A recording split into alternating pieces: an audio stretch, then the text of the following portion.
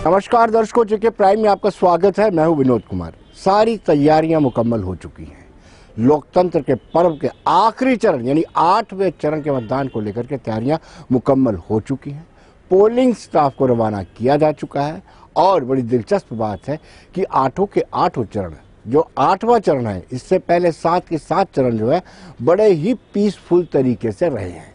किसी ने सोचा भी नहीं होगा कि 370 हटने के बाद, 35 से हटने के बाद 1.25 साल बाद इलेक्शन घोषित होंगे और इतना रिस्पांस कश्मीर से भी मिलेगा, जम्मू से भी मिलेगा। जम्मू से तो रिस्पांस मिलना ही था, लेकिन कश्मीर में आशंकाएं जताई जा रही थी कि लोग बाहर निकलेंगे या नहीं निकलेंगे, लेकिन लोग बाहर निकले, खुलकर लोगों ने वोट किया और इस बात की तस्दीक है कि एक चरण को छोड़कर के बाकी सब चरणों में 50% से ज़्यादा मतदान हुआ। ये उपलब्धि है, सरकार की उपलब्धि है, इलेक्शन कमीशन की उपलब्धि है और जो इलेक्शन कंडक्ट करवा रहे हैं उनकी उपलब्धि है। और आपको बताते चले, एक वोटर उत्साहित है, एक उम्मीदवार उत्साहित है और तीसरा जो लोग इलेक्शन कंडक्ट करवा रहे हैं वो भी हतोत्साहित है। उनको भी बड़ा खुशी हो रही है कि इस जो पहली मर्तबा डीडीसी के चुनाव हो रहे हैं, इसके इतिहास में उनका भी योगदान है। तो कहीं ना कहीं काफ़ी चीज़ें पहली मर्तबा हुई।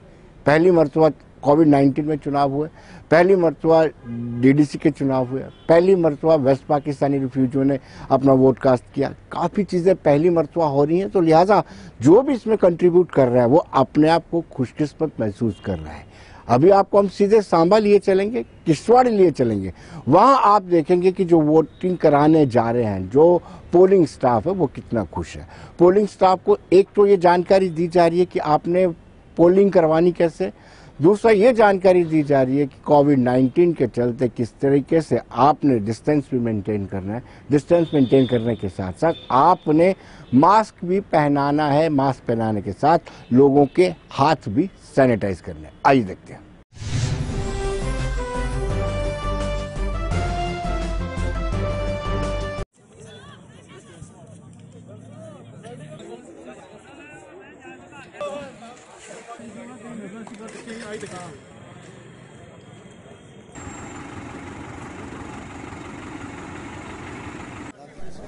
ये बड़ा अजीब लग रहा है, देखो।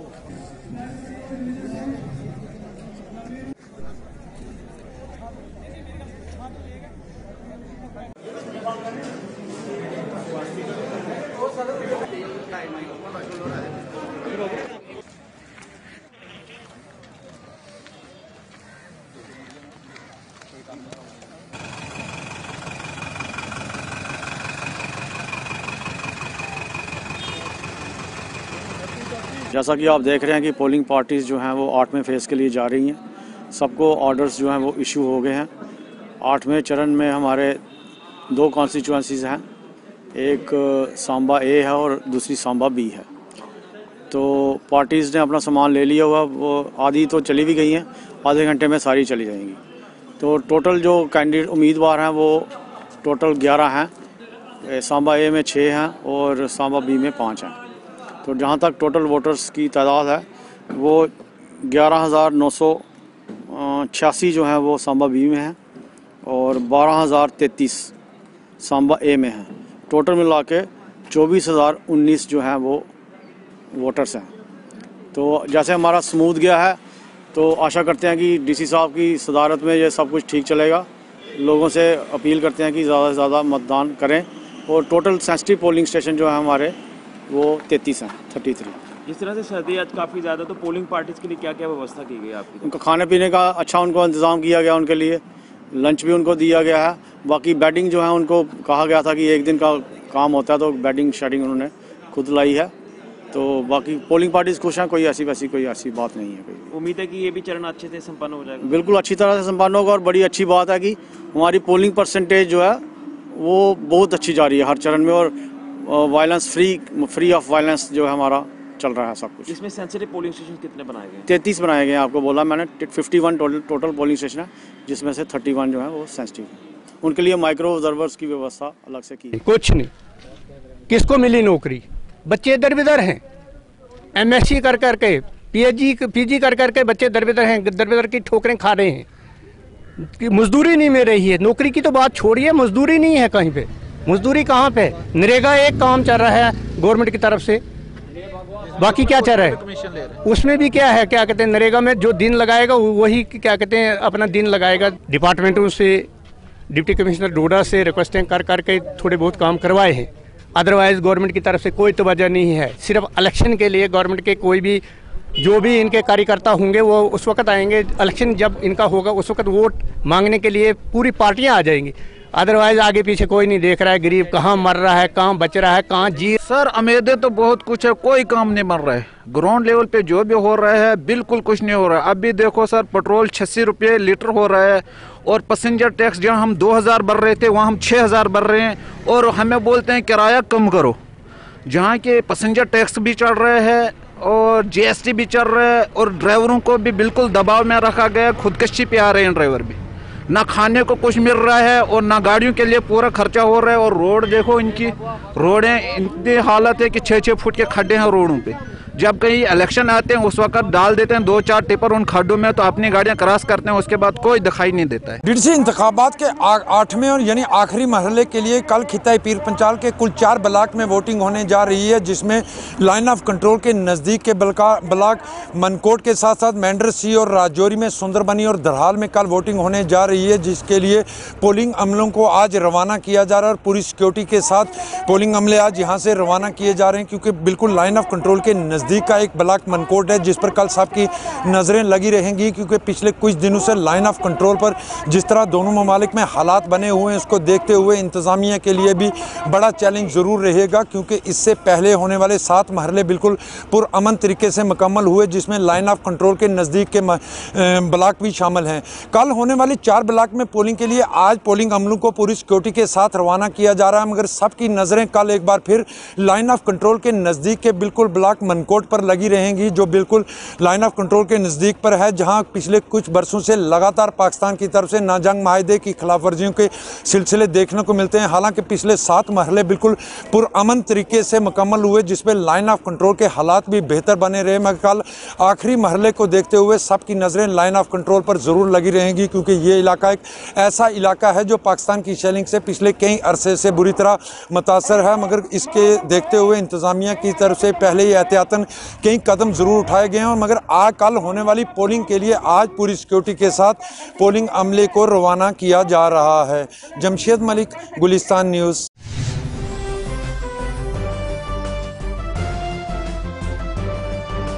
दर्शकों, एलओसी की बात करते हैं तो एलओसी पर चुनाव थोड़ा कठिन होता है, क्योंकि पाकिस्तान बौखलाहट में है।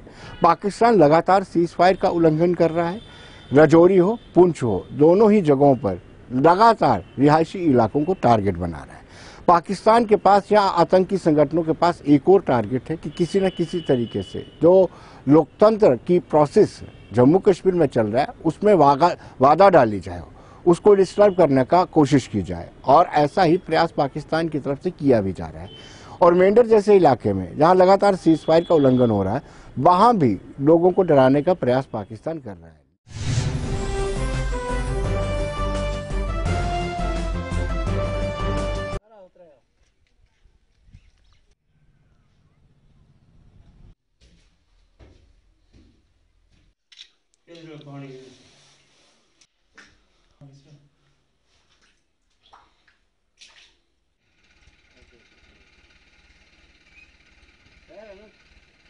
देखिए आपने देखा कितना पानी है अंदर, जबरदस्त 1.5-2 फुट पानी आ रहा है। बनाए तो नहीं रहने वास्ते, इनको फायदा तो कोई नहीं ना इनमें पानी के बीच की रजा बच सकें। अगर ऐसा गोलाबारी फिर पानी के अंदर कौन जा सके। परेशानियाँ इसलिए तुम खुद देख के चले अंदर पानी है जाए, अगर गोलाबारी बहेगी पानी को हाल ही नहीं। मसलो रोड हो तुमने खुद देखे कि हालात गार हो, बारिश रोड सारी टूट के ख़त्म हो गई है, तो कोई है ही नहीं, लीडर ही नहीं आता। तो कोई किस तरह लगी मकान ही फिर या फायरिंग में पाकिस्तान में हमें सीधी मकान है साइड हम जा नहीं सकता, दुकान 24 घंटा बंद रहे हमारी पहली साइड।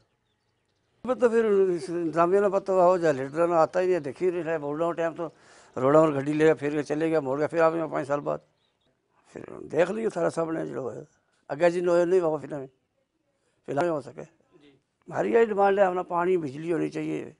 बिजली है ही नहीं, जीरो है, फ़ोन हमारा चलता ही नहीं। जिस दिन इलेक्शन शुरू हुआ वैसे फ़ोन टावर ही बंद कर दिया। फिर फोन इसे चलता ही नहीं कि अब तो थारे सामने मैं कितनी बारी 20 बारी फोन लाया पहुंच नहीं लगो फिर है नहीं मुंडा वो चाल जाना वो रोड़ा की हालात है किस ले जाऊँ। सब तो ज़्यादा परेशानी रोड की तो बिजली टैंकर बने हुए तुमने खुद देखा पानी के हालात है अंदर रोड को बिल्कुल नमूने कोई नहीं कितना अर्सा हो गया इस रोड को लोग नहीं कख नहीं आए ठेकेदार आया बोला पास है कोई मेरा ख्याल 100 फुट नाली बनाई फिर वो छोड़े चले गए वापस आए नहीं होने।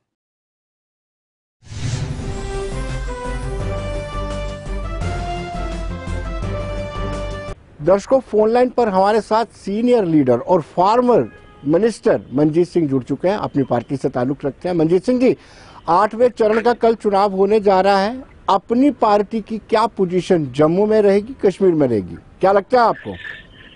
देखिए, पोजीशन जो हमारी पार्टी की अच्छी रहेगी दोनों खितों में। हमारी पार्टी नई पार्टी है जिसको बने हुए अभी 8 महीने से ज्यादा समय नहीं हुआ और इसमें भी 5-6 महीने जो है ये लॉकडाउन के कारण हम लोगों में जा नहीं पाए जी।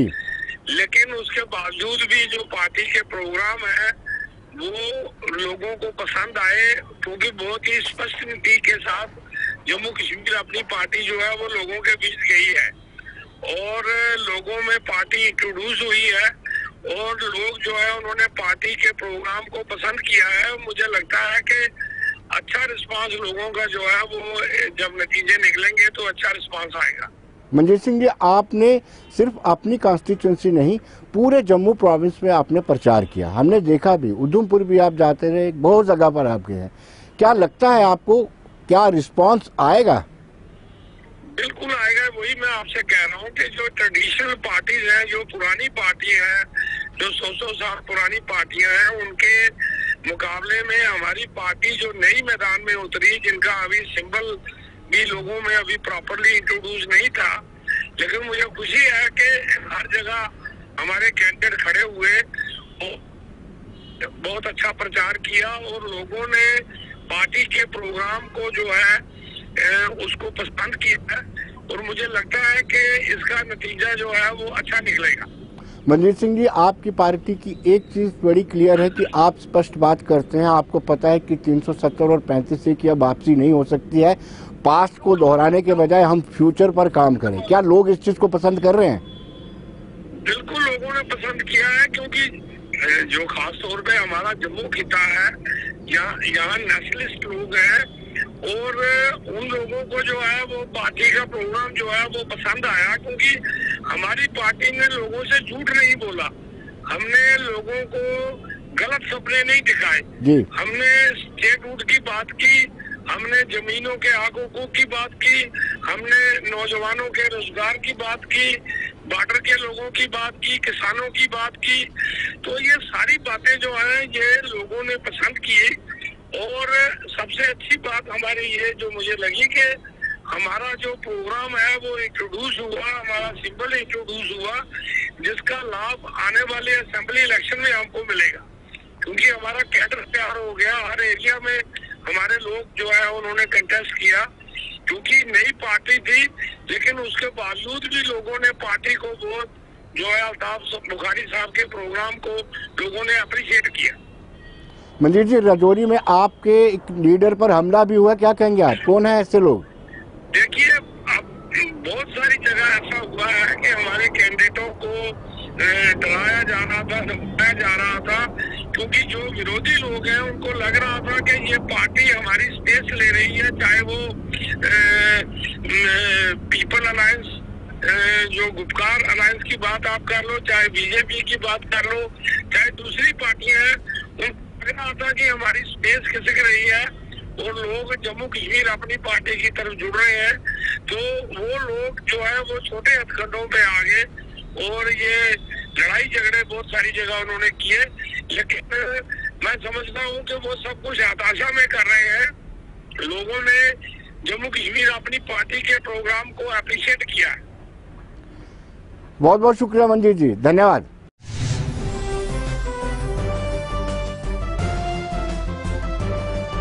तो दोस्तों, जैसे कि अपनी पार्टी के मनजीत सिंह ने कहा कि उनको बड़ी उम्मीद है, नई बनी हुई पार्टी है, लेकिन पुरानी पार्टी कांग्रेस से हम बात करेंगे। इस वक्त फोन लाइन पर हमारे साथ सीधे जुड़ चुके हैं रविंद्र शर्मा, जो चीफ स्पोक्स पर्सन है कांग्रेस पार्टी के। रविंदर जी, 8वें चरण का मतदान कल होना है और 22 को नतीजे आ जाने हैं। कांग्रेस को क्या उम्मीद लग रही है? देखिए, पहले तो स्वागत योग्य बात यह है कि लोगों की नाराजगी हो सकती है सेंट्रल गवर्नमेंट और भारतीय जनता पार्टी से कई मुद्दों पे, लेकिन फिर भी जिस तरीके से लोगों ने चुनाव में हिस्सा लिया कश्मीर वादी के अंदर भी और पार्टिसिपेशन की डेमोक्रेटिक प्रोसेस में देश की जमहूरियत मजबूत हुई।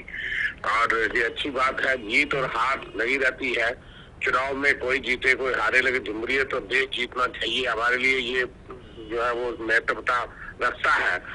बाकी उम्मीद यह है कि कांग्रेस पार्टी का वर्चस्व अच्छा रहेगा हर जगह पे। हालांकि ओपोजिशन पार्टीज और कांग्रेस पार्टी इसमें शामिल है जिन्होंने अगेंस्ट 8 सिलेक्शन लड़ा, ना डिलिमिटेशन का पता, ना हदबंदी का पता, ना रिजर्वेशन का पता, और मनमर्जी से सारे काम हो चुके थे और उसके बाद भी सिक्योरिटी के इंतजाम कहने के बावजूद कोई उस तरह का कदम उठाया नहीं गया। लेकिन फिर भी हम ये मानते हैं कि भारतीय जनता पार्टी का बहुत बड़ा प्रचार के अंदर का सारी लीडरशिप जहाँ थी और उन्हें जैसे कि होता है चुनाव में पाकिस्तान जब बाकी चीजें उनको याद आती हैं और विभाजन की राजनीति करते हैं, विकास की बात तो उन्होंने की नहीं और उन चीजों का जवाब नहीं दिया। लेकिन कांग्रेस पार्टी ने लोकल लेवल पे लोकल लीडरशिप और कैंडिडेट्स अच्छे करे किए। हमें उम्मीद है कि लोगों का मूड तो जनता भारतीय जनता पार्टी के खिलाफ था और है, वो उनकी नीतियों और कारनामों से खुश नहीं। खासकर लोकल लीडरशिप की बहुत सी ऐसी कारनामे हैं जिससे लोग नाखुश और नाराज हैं और कई ऐसे केंद्र के फैसले हैं जम्मू कश्मीर के बारे में जिसके ऊपर नाराजगी सख्त ही लोगों में देखी गई। और हमें उम्मीद है विभाजन का कहीं फायदा किसी को होगा, इंडिपेंडेंट कैंडिडेट्स भी कहीं पे होंगे, लेकिन कुल मिलाकर के जो बीजेपी के लिए एक अच्छा संकेत नहीं लाएगा। और दूसरा यह है कि कोरोना के दौरान, कोविड के दौरान इस किस्म का चुनाव अगर हो सकता है कि कई लोग इन्फेक्ट हो गए, शायद उनमें मैं भी एक हूँ, लेकिन बहुत से लोग कोविड पॉजिटिव और इस वक्त गंभीर हालात में हैं और कई लोग आम लोग जो है जिनका कोई पता नहीं होगा। अगर इतनी मजबूरी थी कि अभी भी ये चुनाव कराने जरूरी थे, तो अब सेंट्रल गवर्नमेंट के लिए ये मजबूरी हो गया कि भाई इतने बड़े चुनाव के बाद असेंबली चुनाव जल्द करवाए, करें, लोगों को चुनी हुई सरकार मिले। ये हमारी प्राथमिकता, सरकार किसी की भी हो जिसको लोग चाहे। जी। रविंदर जी, कांग्रेस पार्टी को इस चीज का बड़ा एतराज है कि बड़े स्टार प्रचारक भारतीय जनता पार्टी ने लाए, लेकिन उन्होंने मना नहीं किया कि आप वाड्रा को नहीं लाइए, राहुल गांधी को नहीं लाइए या बड़े किसी नेता को नहीं लाइए। आपने क्यों नहीं लाए? देखिए, हमें कोई एतराज नहीं, वो मोदी जी को भी लाते, लेकिन सिवाय प्रधानमंत्री मोदी जी के बाकी सारे चुनाव में हिस्सा लेते थे। अमित शाह जी ने भी वहां से वार पे वार किए और जिनके साथ वो सत्ता में बैठे हैं करगिल के अंदर, गुपकार गैंग और गुपकार अलायंस और किस किस्म की नाम लेकर के नामकरण करते हैं, उनके साथ तो आज बीजेपी वहां पे सत्ता में बैठी है, पीडीपी और नेशनल कांग्रेस, लेकिन उसको गृह मंत्री जो है गुपकार गैंग या गुपकार अलायंस वो देशद्रोही और वो बातें कहें तो कौन रह गया? वो तो वहां से बोलते हैं, उनके पास सारा मीडिया है। बागदा जी हमारे परिवार के सदस्य हैं, लेकिन आपसे ये उम्मीद नहीं करता। हमारे नेता राहुल गांधी हो सकते हैं, प्रियंका गांधी हो सकती है, सोनिया जी हैं, लेकिन इस तरह की बात हम नहीं उम्मीद करते आपसे। बाकी है कि हमने सोचा कि लोकल लोग जो बेहतर जानते हैं कि किसको जीतना चाहिए, किसको जिताना चाहिए, लेकिन उनके लिए चुनाव इतना महत्वपूर्ण होता है कि सारी मशीनरी और सारा कुछ लगा करके वो चुनाव लड़ते हैं और अपने सहयोगियों को भी देशद्रोही कहते हैं और जो लोग कल तक भी सहयोगी थे आज भी सहयोगी हैं। इसलिए हम उस हद तक नहीं जाते कि किसी को पाकिस्तानी जो देशद्रोही जो एंटी नेशनल कहते हैं सिर्फ चुनाव जीतने के लिए। हम मर्यादाओं के अंदर चुनाव लड़ते हैं और हमने चुनाव लड़ा। हमारे सारे कैंडिडेट्स जो बेहतरीन कैंडिडेट तकरीबन हमारे पास थे। हाँ, कई जगह सीट शेयरिंग में हमने प्रयास किया जो बाद में सफल नहीं हुआ बहुत सी जगह पे, और सीट शेयरिंग है भी। बाकी जगह हमने कहा था फ्रेंडली लड़ेंगे, लेकिन वो द्वितीय बताएंगे कहाँ कहाँ विभाजन से नुकसान हुआ। कई जगह पे जिन्होंने भारतीय जनता पार्टी के खिलाफ कोर्ट हम जीते या हारे, लेकिन प्रयास ये होना चाहिए था कि यहाँ भारतीय जनता पार्टी के आप विरोधी जो पार्टियां हैं उनको एक दूसरे को हराने का प्रयास नहीं किया जाता है। डेलिबरेटली कई जगह पे ऐसी प्रयास किया गया जो दुर्भाग्यपूर्ण है। और बाहर से कहने के लिए लोगों को भारतीय जनता पार्टी की नीतियों के खिलाफ बोला जाता है।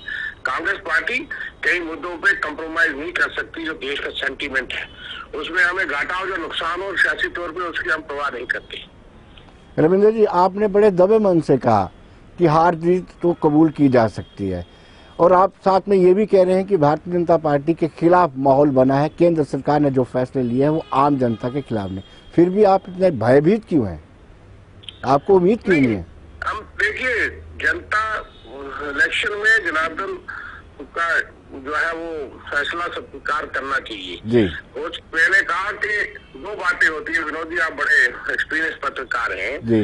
जनता का मूड भारतीय जनता पार्टी के खिलाफ है, था, वो आप जाकर के जान सकते हैं, वो मैं बिल्कुल दुरुस्त कह रहा हूँ जी। लेकिन उस मूड को हम कैश कर पाए, कितना कैश कर पाई विपक्षी पार्टियां, हम लोग कितने कैश कर पाए, वो एक अलग मुद्दा है। उस पे मैंने इसलिए जो जवाब आपको कहा, बहुत सी जगह पे हमारे कैंडिडेट से हमने जो पे यकायक चुनाव आया, कोरोना का डर भी था, और जिस तरीके से लीडरशिप जो है वो प्रयास कर पाई, उसमें मैंने कहा कि ये बात दुरुस्त है कि आप देख लेंगे कि बीजेपी का यहाँ कैंडिडेट जीतेगा भी, वहाँ उनके खिलाफ खड़े होने वाले कितने प्रतिशत वोट लेते हैं जी।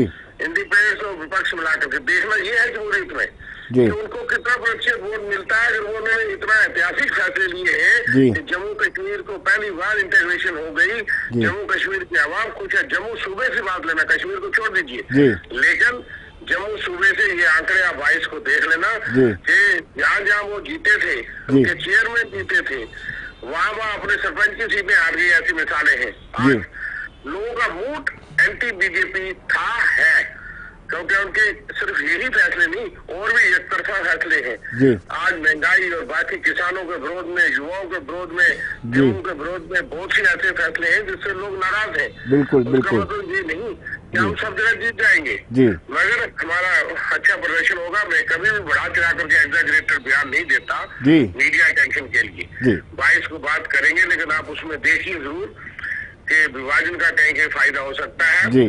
और खास करके जो विपक्ष के वोट है, चाहे इंडिपेंडेंस के हो, आप देख लीजिए बीजेपी कितने % वोट लेती है और दावे करती है।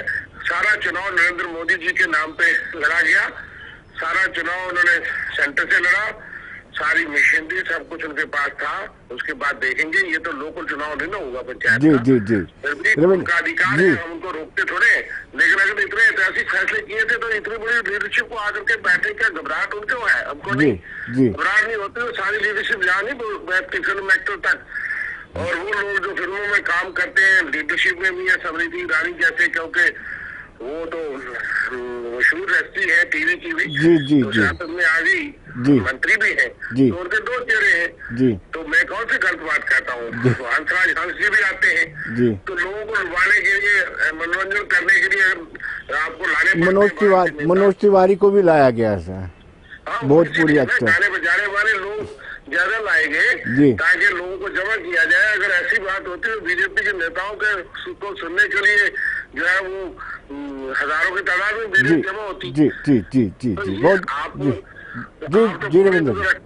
जी रविंद्र जी बहुत बहुत शुक्रिया आपका, धन्यवाद।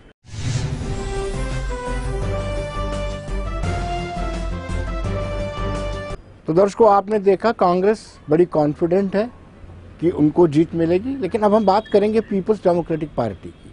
हमारे साथ फिरदौस टाक, जो फॉर्मर MLC है और स्पोक्स पर्सन है पीपल्स डेमोक्रेटिक पार्टी की, वो हमारे साथ जुड़ चुके हैं। टाक साहब, 8वें चरण का कल मतदान होना है, एक बड़ी उम्मीद है गुपकार अलायंस को, क्या लगता है आपको? देखिए विनोद जी, जहाँ तक इंतखाबात का सवाल होता है, हर पॉलिटिकल पार्टी को एक उम्मीद होती है, और जिस तरह से ये इलेक्शन करवाए गए थे और जो ये इलेक्शन करवाने का मुद्दा था भारतीय जनता पार्टी का, जिस तरह से जल्दी जल्दी में इलेक्शन का अनाउंसमेंट किया गया, और ये पूरी कोशिश की गई कि जो गुपकार अलायंस के जो कैंडिडेट्स हैं और गुपकार अलायंस में जो पार्टीज हैं उनके कैंडिडेट्स हैं, उनको कैंपेन नहीं करने दिया जा रहा था, उनके जो कैंडिडेट्स हैं उनको सिक्योरिटी कंसर्न के नाम पर उनको काफ़ी दिनों तक बंद रखा गया, उनको सिक्योरिटी मुहैया नहीं करवाई गई।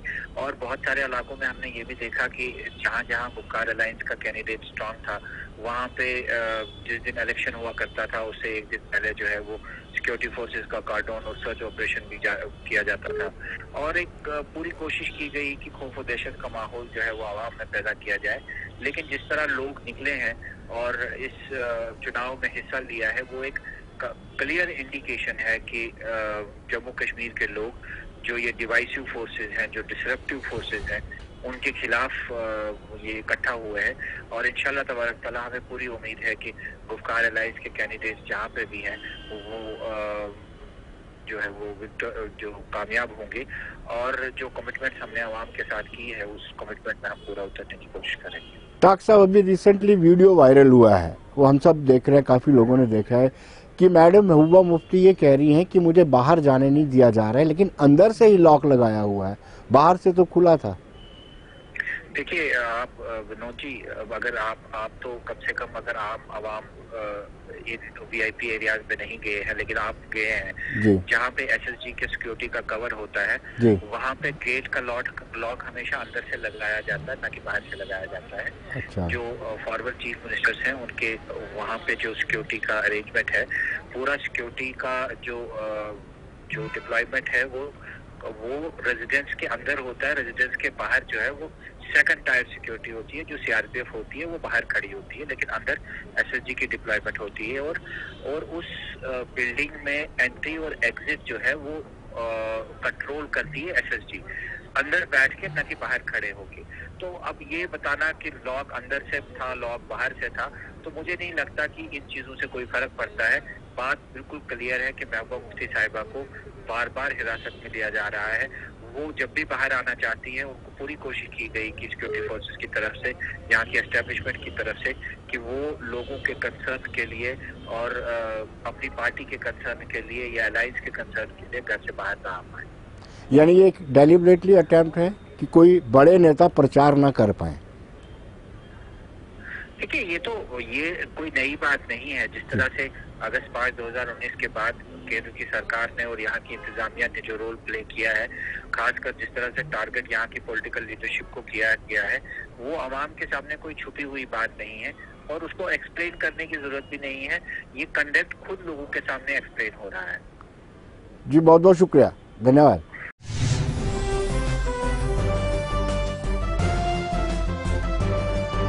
तो दर्शकों, बने रहिए देश दुनिया की खबरों के लिए और मुझे दीजिए इजाजत। नमस्कार।